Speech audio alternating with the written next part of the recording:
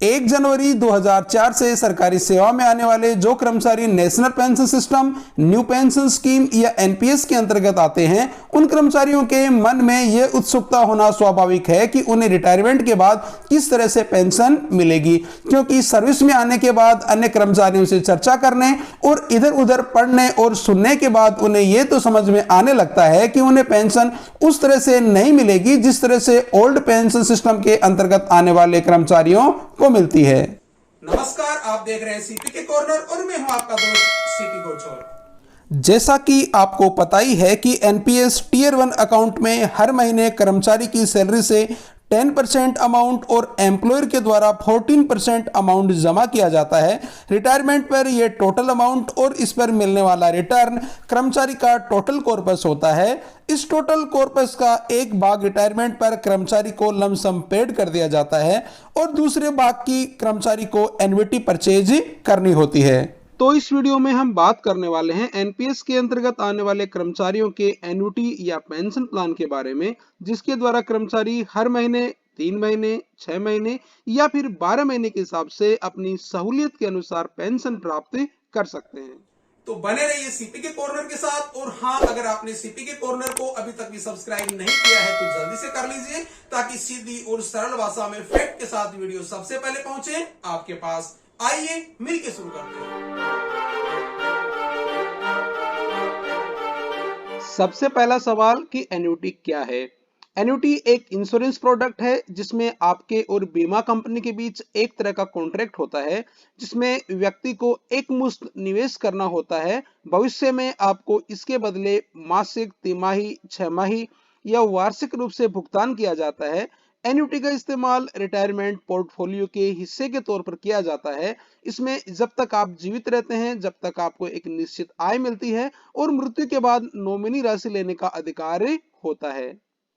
आइए अब national pension system के अंतर्गत आने वाले कर्मचारियों के संदर्भ में एन्युटी के बारे में बात करते हैं। नेशनल पेंशन सिस्टम के अंतर्गत आने वाले सरकारी कर्मचारियों को अपने रिटायरमेंट पर टोटल कॉर्पस के कम से कम 40% की एन्युटी परचेज करनी होती है। इसके बदले में एन्युटी सर्विस प्रोवाइडर कर्मचारी को उसकी सहूलियत के अनुसार पेमेंट करते हैं। एन्युटी का मेन पर्पज या ऑब्जेक्टिव या मकसद सरकारी कर्मचारी को उसके रिटायरमेंट के बाद रेगुलर इनकम प्रदान करना है। दूसरा सवाल है कि एनपीएस के अंतर्गत डिफॉल्ट एन्युटी क्या है। जब कोई सरकारी कर्मचारी एनपीएस के अंतर्गत रिटायर होता है तो उसके पास एन्युटी परचेज करने के काफी प्लान और ऑप्शन उपलब्ध होते हैं, लेकिन एक एन्युटी कॉन्ट्रैक्ट डिफॉल्ट रूप से ही उपलब्ध होता है। इसका मतलब यह है कि कर्मचारी अगर कोई अन्य एन्युटी प्लान यूज नहीं करता है तो डिफॉल्ट एन्युटी प्लान अपने आप ही लागू होगा। लेकिन यदि कोई कर्मचारी इस डिफॉल्ट एन्युटी प्लान को चेंज कर अपनी पसंद का कोई अन्य प्लान चूज करना चाहता है तो कर्मचारी ऐसा कर सकता है। आइए अब डिफॉल्ट एन्युटी कॉन्ट्रैक्ट की बात कर लेते हैं। डिफॉल्ट एन्युटी कॉन्ट्रैक्ट में कर्मचारी और उसके स्पाउस को एन्युटी के परचेज प्राइस के रिटर्न के प्रोविजन के साथ एन्युटी फॉर लाइफ प्रदान की जाती है और इसके बाद कर्मचारी और उसके स्पाउस की मृत्यु हो जाने के बाद एन्युटी कॉन्ट्रैक्ट के अधीन वापस किए जाने की अपेक्षित परचेज प्राइस का यूज करके एक ऐसी एन्युटी के परचेज किए जाने के समय विद्यमान प्रीमियम दर पर उसके अधीन नीचे दिए क्रम में जब तक कि सदस्य निम्नलिखित क्रम में पूरे नहीं हो जाते हैं, फैमिली के सदस्यों को पुनः जारी की जाएगी। इसमें फर्स्ट है मृतक सरकारी कर्मचारी की जीवित आश्रित माता और दूसरा है मृतक सरकारी कर्मचारी के जीवित आश्रित पिता। ऊपर विनिर्दिष्ट क्रम के सभी सदस्य पूरे हो जाने के बाद एन्युटी की जो परचेज प्राइस थी उसे कर्मचारी के सर्वाइविंग चिल्ड्रन और सर्वाइविंग चिल्ड्रन के न होने पर लीगल हेयर को रिटर्न कर दिया जाएगा। अब आपको समझ आ गया होगा कि डिफॉल्ट एन्युटी में कर्मचारी और उसके स्पाउस को एन्युटी फॉर लाइफ, उसके बाद उसके मदर और फादर को एन्युटी और उनकी मृत्यु के बाद कर्मचारी के बच्चों और बच्चों के न होने पर लीगल हेयर को एन्युटी का जो परचेज प्राइस था उसे रिटर्न कर दिया जाता है। तीसरा सवाल है कि डिफॉल्ट एन्युटी की एब्सेंस में क्या ऑप्शन अवेलेबल हैं। इसका जवाब है कि किसी भी कारण से डिफॉल्ट एन्युटी की एब्सेंस या नॉन अवेलेबिलिटी में कर्मचारी अथॉरिटी द्वारा एम्प्लॉयड एन्युटी सर्विस प्रोवाइडर द्वारा उपलब्ध कराए गए किसी एन्युटी प्लान को चूज कर सकते हैं। चौथा सवाल है कि क्या डिफॉल्ट एन्युटी मैंडेटरी है और इसका सीधा जवाब है नहीं। कर्मचारी डिफॉल्ट एन्युटी परचेज नहीं करना चाहे तो अथॉरिटी द्वारा एम्प्लॉयड एन्युटी सर्विस प्रोवाइडर द्वारा उपलब्ध कराई गई कोई भी अन्य प्लान चूज कर सकता है। लेकिन इसमें ध्यान रखने वाली बात यह है कि डेथ और मिसिंग केसेज में डिफॉल्ट एन्युटी परचेज करना मैंडेटरी है। पांचवा सवाल है कि क्या एनपीएस के अंतर्गत एग्जिट के समय एन्युटी परचेज करना मैंडेटरी है। तो इसका जवाब है कि कुछ सिचुएशंस को छोड़कर जिसमें कर्मचारी उसका नॉमिनी या लीगल हेयर पूरे पैसे विड्रॉल कर सकते हैं, बाकी सभी परिस्थितियों में एनपीएस से एग्जिट के समय एन्युटी परचेज करना मैंडेटरी है। छठा सवाल है कि टोटल कॉर्पस के अधिकतम और न्यूनतम कितने अमाउंट की एन्युटी परचेज की जा सकती है। तो इसका जवाब है कि टोटल कॉर्पस के कम से कम 40% अमाउंट की एन्युटी परचेज करनी होती है और इसकी अधिकतम लिमिट 80% है। अर्थात अगर कर्मचारी चाहे तो अपने टोटल कॉर्पस के 40% से लेकर 80% तक की एन्युटी परचेज कर सकता है।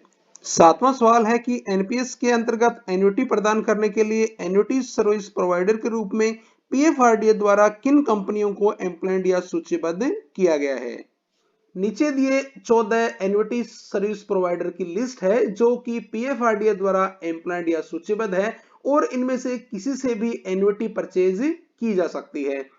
इसमें पहला है Aditya Birla sun life insurance company limited, दूसरा है Bajaj Allianz life insurance company, तीसरा Canara HSBC life insurance company limited, चौथा है Edelweiss Tokyo life insurance company limited, पांचवा HDFC life insurance company limited, छठा है ICICI prudential life insurance company limited, सातवां है India first life insurance company limited, आठवां है Kotak Mahindra life insurance company limited, नौवां है life insurance corporation of India, दसवां Max life insurance company limited, 11वां PNB Met life India insurance company limited, 12वां SBI life insurance company limited, 13वां है star union Daiichi life insurance company limited और 14वां है Tata AIA life insurance company limited.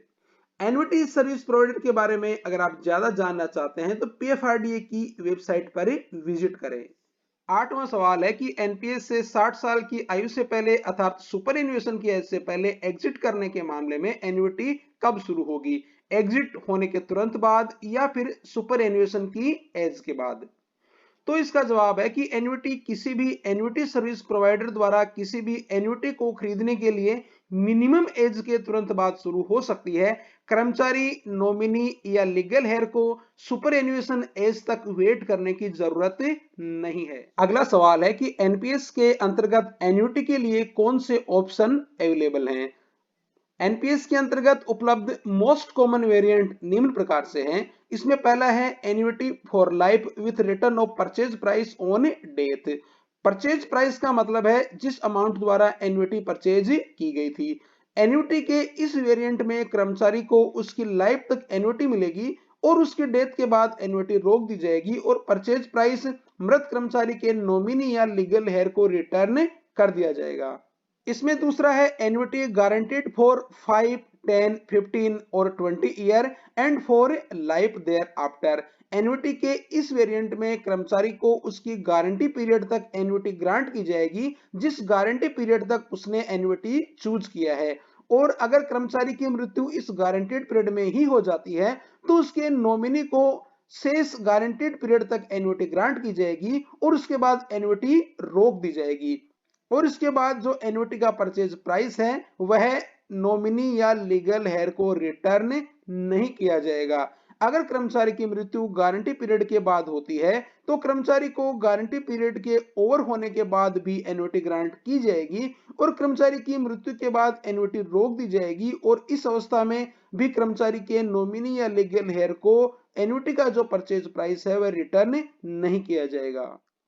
तीसरा इसमें है annuity payable for life. Annuity के इस वेरिएंट में सब्सक्राइबर को उसके जीवित रहने तक एन्युटी ग्रांट की जाएगी और उसकी मृत्यु के बाद पेमेंट को स्टॉप कर दिया जाएगा। एन्युटी के इस वेरिएंट में भी परचेज ऑफ प्राइस को रिटर्न नहीं किया जाता है। चौथा इसमें है annuity for life increasing at simple rate of 3% per annum. Annuity के इस वेरिएंट में कर्मचारी जब तक जीवित है उसे 3% पर एनम की सिंपल रेट से बढ़ी हुई एन्युटी मिलेगी। कर्मचारी की मृत्यु के बाद एन्युटी का पेमेंट स्टॉप कर दिया जाएगा और परचेज ऑफ प्राइस को भी रिटर्न नहीं किया जाएगा। पांचवा इसमें है annuity for life with a provision for 50% of the annuity to the spouse of the annuitant for life on death of the annuitant और सब्सक्राइबर।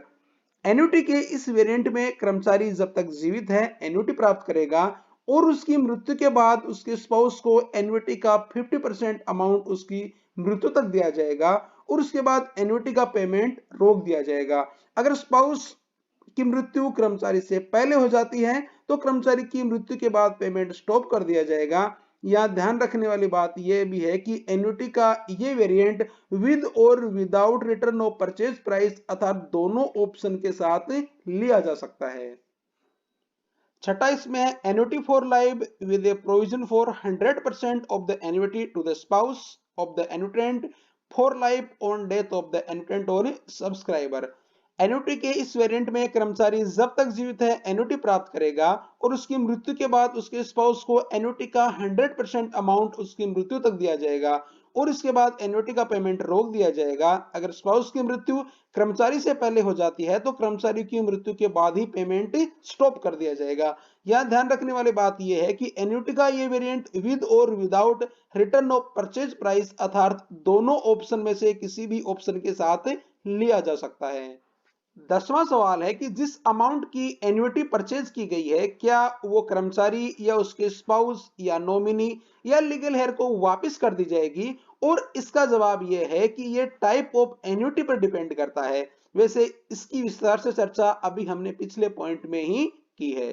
अगला सवाल है कि कोई कर्मचारी एन्युटी सर्विस प्रोवाइडर द्वारा एन्युटी के विभिन्न वेरिएंट के लिए ऑफर किए गए रेट्स और प्लान कहां चेक कर सकता है।